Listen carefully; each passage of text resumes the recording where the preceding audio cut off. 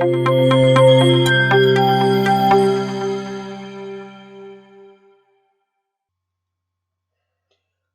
علیکم. دا د یو ځل بیا زه میلاد راغلاست ستاسو میټور وړاندې کوونکی د دغه ښوونیز ویدیو چې د ویندوز 10 آپریتینګ سیستم په اړه چمتو کوم ستاسو په خدمت کې یم.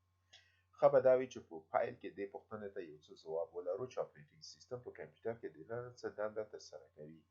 نو ویلی شو چې آپریتینګ سیستم ستاسو د کمپیوټر ټول انسټال یا نصب شوي نرمو او کلکو اجزاو چې په انګلیسي کې سافټویر او هارډویر اصطلاحات ورته کارول کیږي په مدیریت یا تنظیمولو کې بنیادي او اهم رول لري.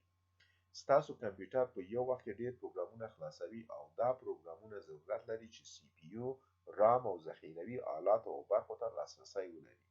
نو دا د آپریتینګ سیستم دنده ده چې دا ټول کوردینه کوي او هر پروګرام او د سیستم ګڼې برخې چې کوم شي ته ضرورت ولري هغې ته لاسرسی ورکوي.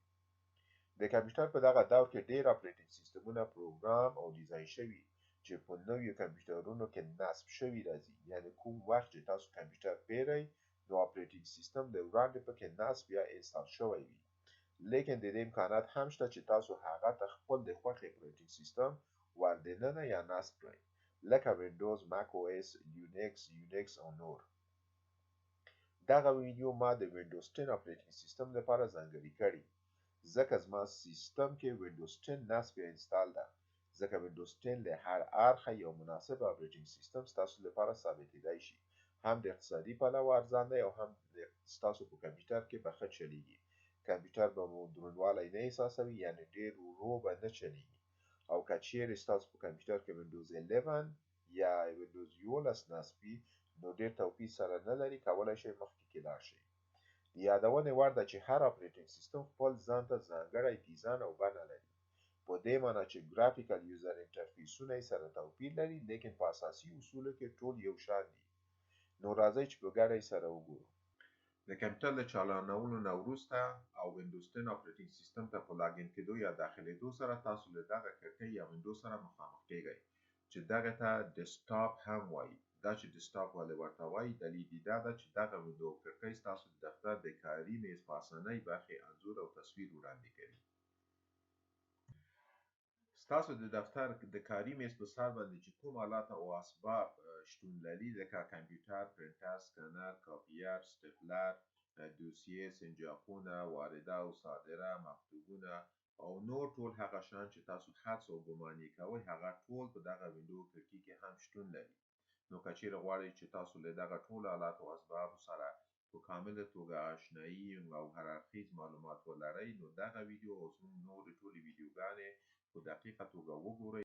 او که چینل مو نه یې سبسکرایب کړی نو لطفا چینل سبسکرایب کړئ او ګنګلي او زنګولې ته هم ټک ورکړئ ترڅو له ټولو نویو ویډیوګانو څخه پر وخت خبر شئ.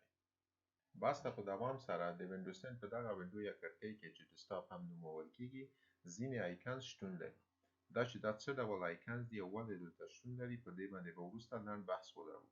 خو وړاندې تر دې زه غواړم چې تاسو له دریو اړینو اصطلاحاتو سره اشنا کړم چې عبارت دي له فولدر، فایل او ایکستینشن. ځکه دا هغه اړین اصطلاحات دي چې تاسو په هر پروګرام کې له هغې سره مخ کیږئ او که چیرې بنیادي او اساسي معلومات ونه لرئ نو له ګڼو ستونزو او ابهاماتو سره مخ کیږئ. نو راځئ چې لومړی فولدر وڅېړو چې فولدر څه ته وایي. فولدر په کمپیوټر کې یو ځانګړی ځای دی چې ځانګړي فایلونه پکې ځای په ځای کیږي، فولدر ویل کیږي. یا په ساده بڼه که چیرې تاسو ته توضیح کړم نو ویلی شم چې فولدر د حقیقي نړۍ د دوسیې انځور وړاندې کوي. دا چې موږ په دوسیه کې ځانګړي اسناد ږدو، نوم ورکوو دوسیې ته او د ضرورت په وخت کې بیرته رااخلو، نو فولدر هم کټ مټ یوه ډیجیټلي دوسیه ده چې د حقیقي نړۍ فزیکي دوسیې انځور وړاندې کوي. اوس چې فولدر مو وپېژانده چې دوه تنه یا دوسیې ته فولدر وایي نو راځئ چې وګورو چې څرنګه یو فولدر په کمپیوټر کې جنریټ یا ایډاس کولی شو یا څرنګه یو فولدر رامنځته کولی شو. وړاندې تر دې چې زه فولدر رامنځته کړم غواړم چې تاسو په کامله توګه له خپل ماوس سره اشنایي پیدا کړئ. ستاسو ماوس دوه تنۍ لري یا دوه بټن لري، لیفت ماوس بټن او رایټ ماوس بټن، یعنې کیڼه تنۍ او ښۍ تنۍ. او کله چې تاسو ماوس ته حرکت ورکوئ دغه غشی چې حرکت کوي دې ته ماوس پوینټر یا په نښه کوونکی هم ورته وایي. په دې معنی چې کله تاسو غواړئ یو آیکن په نښه کړئ دغه غشی یا ماوس پوینټر په دې باندې راولئ نو دلته تاسو د خپل د ماوس له کیڼې تنۍ څخه کار اخلئ. کله چې د ماوس کیڼې تنۍ باندې کلیک کوئ نو دغه آیکنز په نښه شي. دا په دې معنی چې د دې نه وروسته هر کار یا عمل چې ترسره کوئ هغه په همدې آیکن باندې ترسره کیږي. او بله ستاسو رایټ ماوس بټن یا ښۍ تنۍ د ماوس ده. کله چې تاسو په ښۍ تنۍ باندې کلیک کوئ نو دلته یو شارټکټ باکس یا شارټکټ مینو یا پاپ اپ باکس هم ورته وایي هغه په سکرین باندې ظاهریږي چې ځینې آپشن یا انتخابونه تاسو ته درکوي چې ځینې کارونه د دغې په واسطه تاسو ترسره کولی شئ. د بیلګې په توګه اوس موږ راځو یو فولډر رامنځته کوو. نو د فولډر د رامنځته کولو لپاره دلته په نیو باندې راځئ ځکه چې نیو فولډر رامنځته کوو نو نیو ته راځو. دلته هر آپشن چې تاسو ګورئ یو غشی لري. دغه غشی د هر آپشن ترڅنګ چې و دا په دې معنی چې دغه آپشن یو بل شارټکټ مینو یا پاپ اپ باکس هم له ځانه سره لري. نو اوس راځو په فولډر دغه شارټکټ باکس ته راځو. فولډر باندې کلیک کوو یا ټک ورکوو. نو دلته فولډر زموږ نه چې غواړي نوم غواړي. تاسو باید دې ته یو نوم ورکړئ. البته داسې نوم به ورکوئ چې پیدا کول یې ستاسو لپاره اسانه وي. موږ فولډر ته نوم ورکوو امین. فولډر هم د امین په نوم رامنځته کړم. یعنې دغه آیکن د زیړ شکله ګرافیک چې تاسو هر ځای کې دغه ګورئ د دې نه وروسته تاسو باید پوه شئ چې دا فایل نه ده بلکې دا یو فولډر ده. او کله چې دې باندې ډبل کلیک کړئ دغه فولډر ته دننه کیږئ او دغه وینډو د هماغه فولډر ده. یعنې دا په دې معنی چې تاسو اوس د امین د دوسیې په منځ کې او دا چې د دې دوسیې په منځ کې څه دي دلته هیڅ هم نشته. دلته تاسو ته وایي چې this folder is empty یعنې دغه دوسیه یا دا فولډر نشته. او په دې کیڼې خوا کې تاسو ځینې فولډرز وینئ که چیرې ورباندې کلیک کړئ نو تاسو هماغه فولډر ته دننه کیږئ او دغه فولډر فایلونه چې د هغې فولډر په منځ کې دي دلته په دې ښي خوا کې ظاهریږي. اوس له دې سره موږ ډېر کار نه لرو. موږ بیرته ځو خپل هغه ته خپل فولډر ته. دلته ګوره په ادرس بار کې چې کوم نوم راځي هغه د فولډر نمایندګي کوي. یعنې تاسو اوس په ډیسکټاپ کې یئ او ډیسکټاپ کې تاسو فولډر امین ته دننه کیږئ. بیرته خپل فولډر ته دننه شئ. یعنې تاسو اوس د امین د فولډر دننه یئ او دلته هیڅ فایل هم نه لرئ. اوس غواړو موږ د دې فولډر دننه نور فولډر یا سب فولډرز رامنځته کړو. د سب فولډرو د رامنځته کولو لپاره هم د ماوس رایټ ماوس بټن باندې کلیک کړئ او له دې ځای نه نیو او د نیو نه بیا هم فولډر. دلته فولډر ته موږ امین ای نوم ورکوو. یعنې او د امین فولډر په منځ کې یو بل فولډر موږ رامنځته کړو چې هغې ته امین ای نوم ورکړل شو. اوس غواړو د امین ای د فولډر دننه یو بل فولډر رامنځته کړو. نو لومړی د امین ای فولډر ته دننه کیږو. کله چې نښه کوونکی دلته راولئ او د ماوس ښي تڼۍ دوه ځله کلیک کړئ نو تاسو د امین ای فولډر ته دننه کیږئ. بیا هم رایټ ماوس بټن یا ښي تڼۍ باندې کلیک کړئ او نیو باندې د نیو نه فولډر ستاسو نه نوم غواړي یو بل نوم ورکوو چې د امین ای په منځ کې یو بل فولډر رامنځته کړو چې امین بي شي. یعنې تاسو درې فولډر رامنځته کړه. امین، د امین په منځ کې امین ای او د امین ای په منځ کې امین بي. که چیرې اوس غواړئ امین بي ته دننه شئ بیا هم ډبل کلیک. یعنې دوه ځله چې کلیک کړئ تاسو امین بي ته داخلیږئ. البته دا دوه ځله کلیک یوازې او یوازې د ماوس د کیڼې تڼۍ په واسطه ترسره کیږي. هر څه چې جوړیږي هغه بیرته له منځه هم ځي. وړاندې مو د ضرورت په اساس فولډر یې رامنځته کړئ. اوس غواړو چې هغه فولډر چې ضرورت یې منتفي ده له منځه یې یوسو. امین سی فولډر چې د امین بي فولډر دننه ده غواړو چې هغه له منځه یوسو. په نښه کوو یې او د ماوس ښۍ تڼۍ باندې کلیک کوو او له شارټکټ باکس نه ډیلیټ انتخابوو. ګورو چې امین سی فولډر له منځه لاړ. که چیرې امین بي هم غواړو له منځه یې یوسو امین ای باندې کلیک کوو په نښه کوو یې او د ماوس ښۍ تڼۍ باندې کلیک کوو او له شارټکټ باکس نه ډیلیټ انتخابوو. فولډر بي هم له منځه لاړ. اوس راځو فایل نیم او ایکستینشن ته. تاسو د کمپیوټر په هر پروګرام کې چې یو کار ترسره کوئ پکار ده چې خپل ترسره شوي کار ته یو نوم ورکړئ. د بېلګې په توګه که په ورډ کې یو مکتوب لیکئ، په پاورپاینټ کې یو پریزنټیشن جوړوئ، یو ډیټابیس فایل جوړوئ، یو مونوګرام یا لوګو ډیزاین کوئ، نو تاسو پکار ده چې هغه خپل ترسره شوي کار ته یو نوم ورکړئ او هغه په هارد ډیسک کې ثبت کړئ.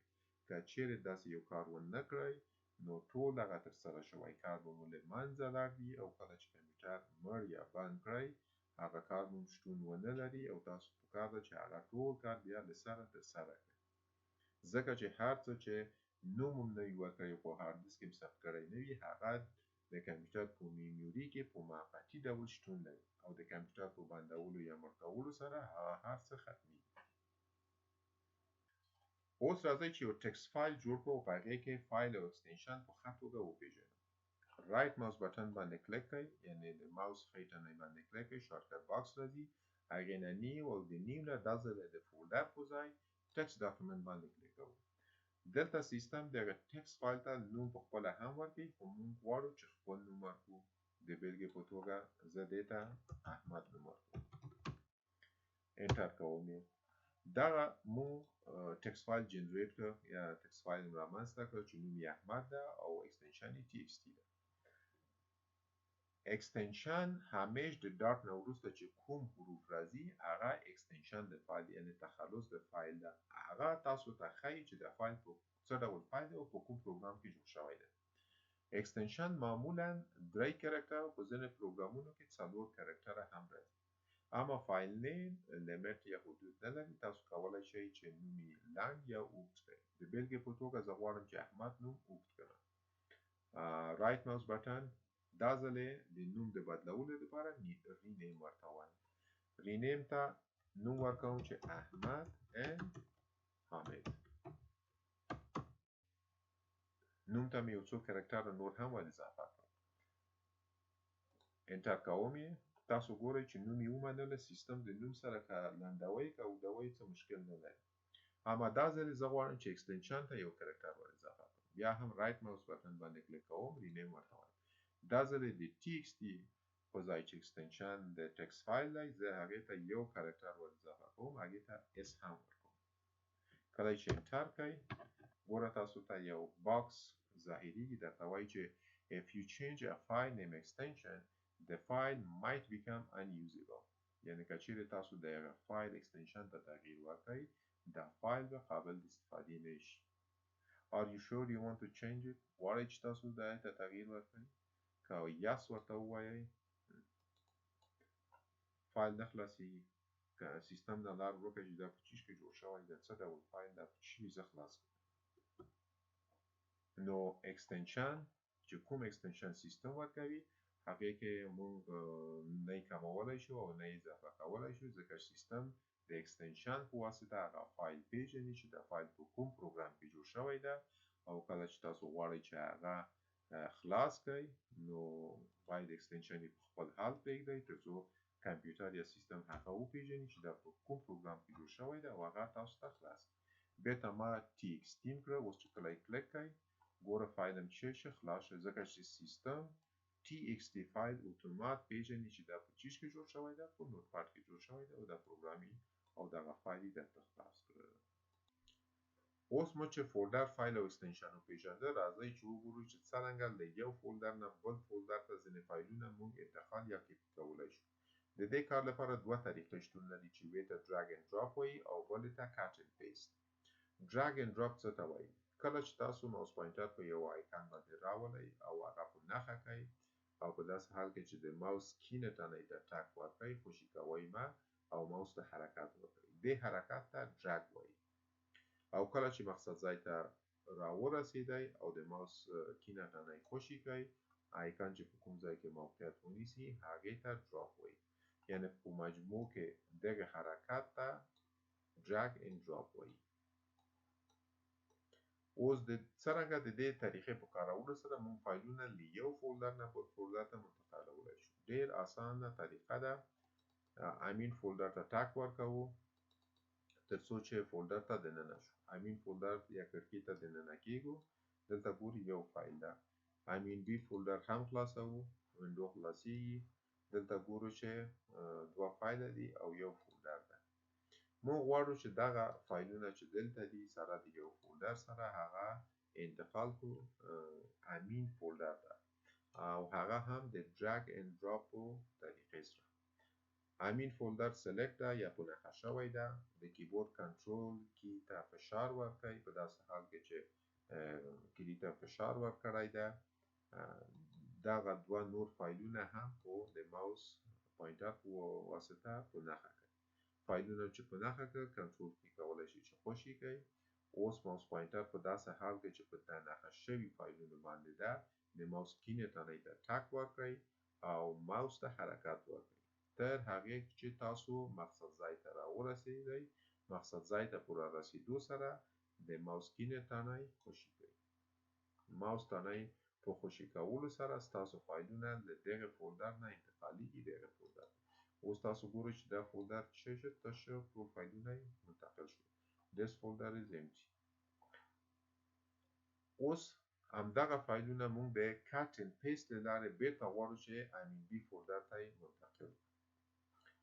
کوم فایل چې تاسو غواړئ چې منتقل شي فایل په نښه کړئ. په داسې حال کې چې ماوس پوینټر د هماغه فایل په سر باندې ده د ماوس ښۍ تڼۍ ته ټک ورکړئ او له شارټکټ مینو څخه کټ یا کاپي انتخاب کړئ.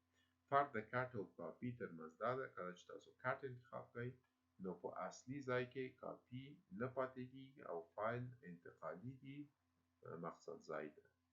او که چیرې کاپي ورته ووایئ یوه کاپي په اصلي ځای کې پاتې کېږي او بله کاپي مقصد ځای ته ځي. اوس موږ کټ ورته وایو. احمد ان حامد txt فایل ده.